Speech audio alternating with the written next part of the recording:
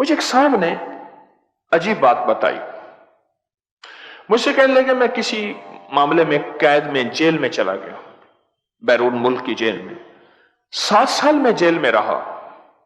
गौर से सुनिएगा, बड़ी अनोखी बात कही और मुझे आखिरी झटका लगा इस बात पे, आज अचानक याद आई है। और मैं आपको वो बात भी बताता हूं कि बंदे ने खुद फिर देखा था कि उसकी उंगलियां भरी हुई हैं। मुझे कहने लगे मैं 7 साल तक मैंने तस्बीहां, वजीफे, दुआएं बहुत मांगी, बहुत मांगी, बहुत मांगी। अचानक मुझे रिहा होना, जिस रात को जिसकी सुबह मुझे रिहाई मिलनी थी और मुझे इल्म नहीं था, वो उनका अपना कानून है, जब चाहेंगे छोड़ेंगे, न अपील, न वकील, न दलील। दीवान से एक मफ्तून था, बर्रे-सगीर का बहुत बड़ा सिहाफी सिख था। वो कहता था जो रियासतें हैं, 557 रियासतें, स्टेट्स हैं बर्रे-सगीर की, उनके नवाबों का अपना कानून होता है, ना वहां अपील होती है, ना वकील होता है, ना दलील होती है। उनके मुंह से निकला हुआ लफ्ज कानून होता है, ना अपील, ना वकील, ना दलील। तो वो जो है कहने लगे जिस रात को मुझे यानी सुबह रिहाई मिलनी थी, मैंने रात को देखा, मैं ऐसे दुआ मांग रहा था, मांगता रहता था, मैंने देखा कि मुझे कानों में किसी ने कहा है, ये हाथ सारी जिंदगी प्यासे रहे थे अर्श के रिज़्क को पाने के लिए। सुने, और से सुने, ये हाथ सारी जिंदगी प्यासे रहे थे अर्श का रिज़्क पाने के लिए।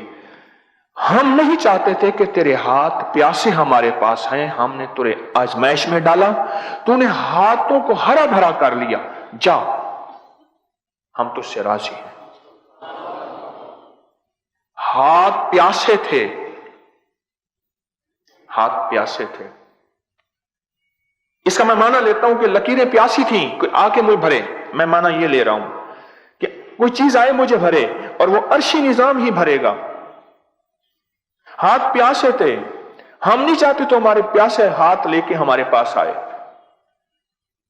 हमने तुझे आजमाइश में डाला, वलनबलुअन्नकुम बिशैइन मिनल खौफ वल जू व नक्सिम मिनल अमवाल वल अनफुसि वस्समरात।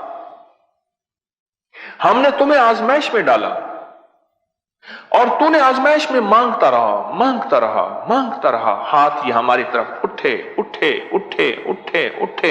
7 साल तक रिहाई नहीं मिली, पर तूने भी हाथ नहीं हटाए। मैं उन बोलों का तर्जमा कर रहा हूं, तूने भी हाथ नहीं उठाए। जा, तेरे हाथों को हमने रंग दिया है और तुझसे राजी हो गए।